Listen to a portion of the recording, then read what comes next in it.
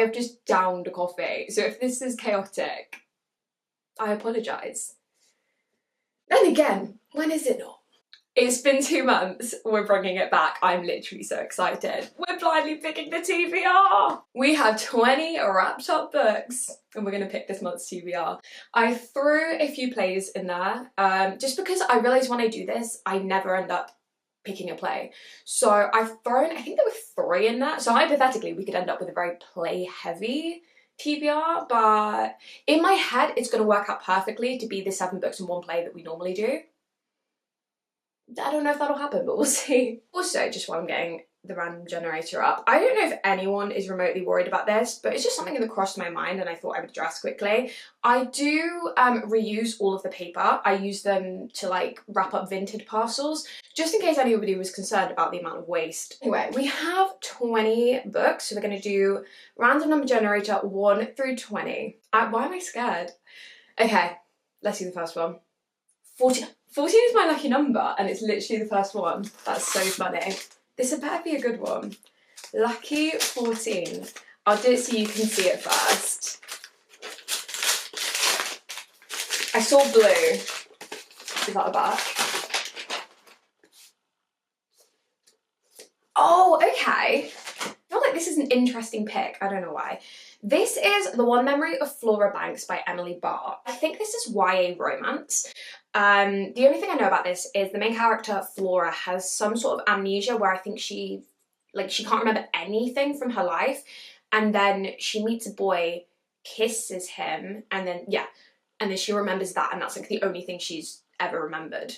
So I'm assuming it's like a romance between them two. And I've heard nobody talk about this, but I just found it in a thrift store a while ago and I thought it sounded really interesting. I recognise the title, so I feel like it probably has had its moment. I feel like it's a well-known book, but I personally haven't heard anyone talk about it.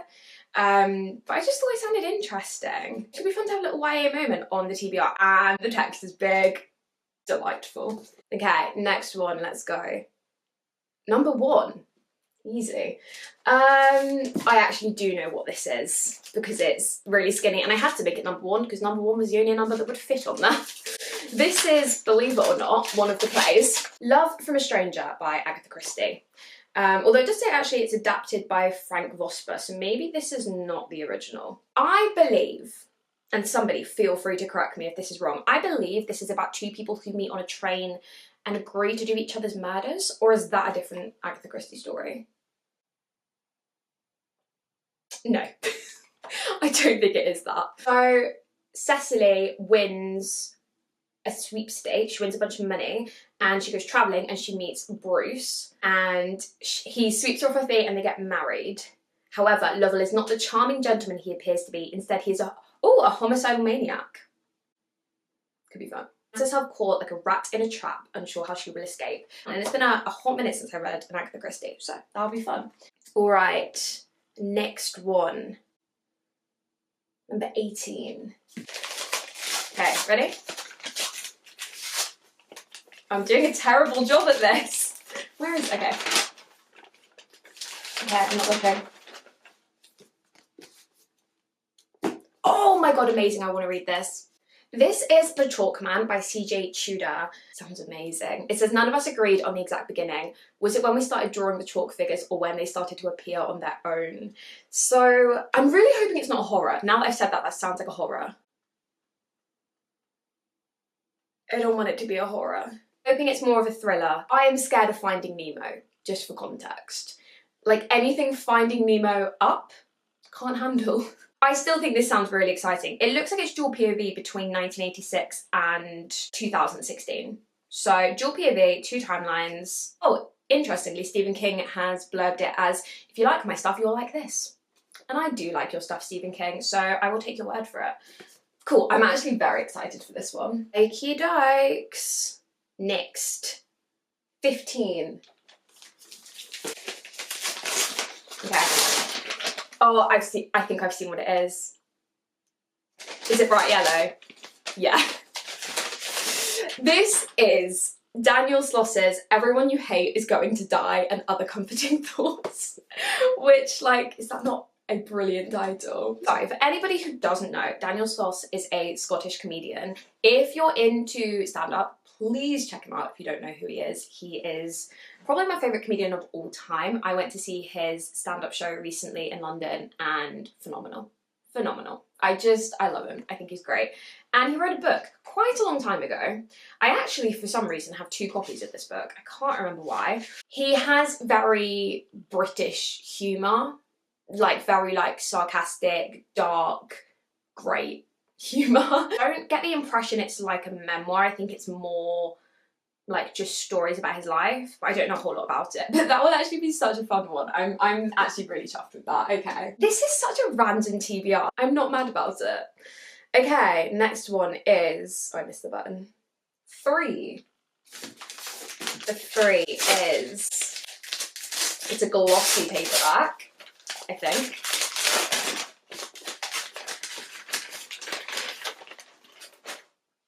Carrie Soto is back. Not mad about that. I just watched the challenges, so it's really put me in the tennis mood. This is about Carrie Soto, and it's 6 years after her match, and somebody has like finally beaten her world record. So I think she comes out of retirement to try and take that title back.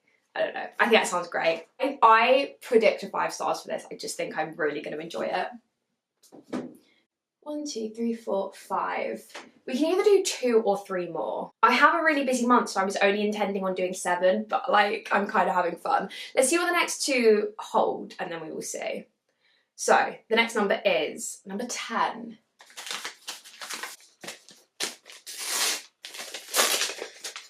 What's the...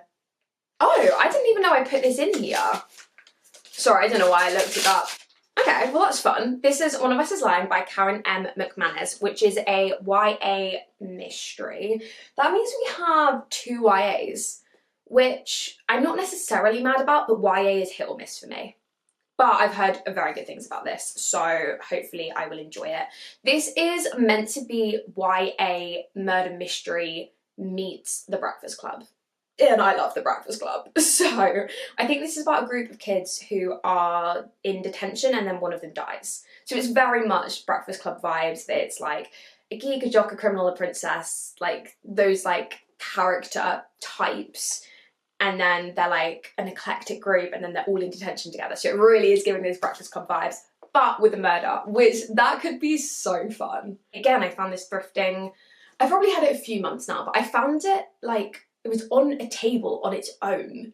Like, it was really odd. I'm guessing there were other books at the time, but I came in to this bookshop and they had like all of their books on like shelves and then just a single table with this one book just in the middle of the table, which now I think about it, maybe it wasn't for sale and I just took someone's book. I did pay for it. Actually, no, it has a label. I think it's fine. I think it was for sale. Yeah, it was really odd, but anyway. I don't know what my point was, but I forgot this was in here, but I'm actually quite excited. I feel like that could be a fun read. I'm half debating doing a 24-hour readathon this coming month. I feel like it's been a minute. And I feel like that could be a fun, quick, chill, easy vibe one for that. Maybe. Anyway, we'll see. I'm making promises I can't keep. 5. We already had 5, didn't we? Oh, we didn't. I thought we'd already had 5.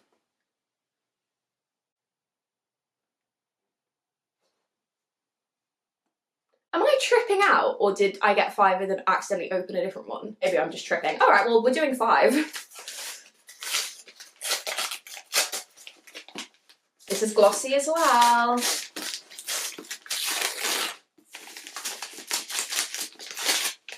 What is it? Oh, what a win. What a win. This is Flawless by Elsie Silver. It is cowboy romance, which makes me nervous because I don't know if that's going to be my thing, but I've watched so many reviews of this book and everyone loves it. So like, I just kind of assume I'm going to. And I've also not really read, have I read any romance books this year? I feel like I have, but I feel like I've only read like 1 or 2, like it really hasn't been many. So I think that could be so fun to just have like a chill, happy vibe romance. This follows a girl.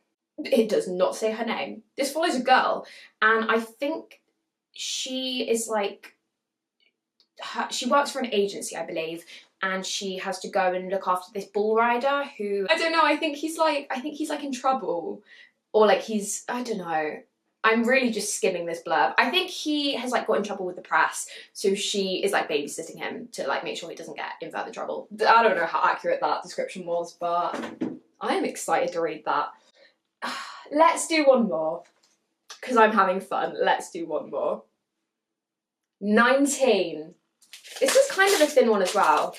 I have just seen the back is black, but I don't know what it is yet.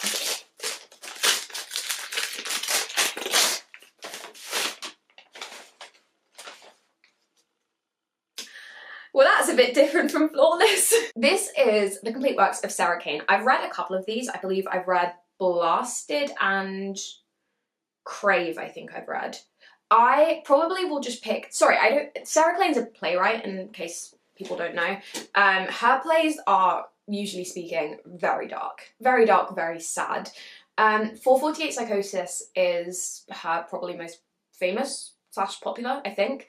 But I don't think I've read it, so that will probably be the one that I pick. This is like so interesting. Like there's one scene that is just numbers.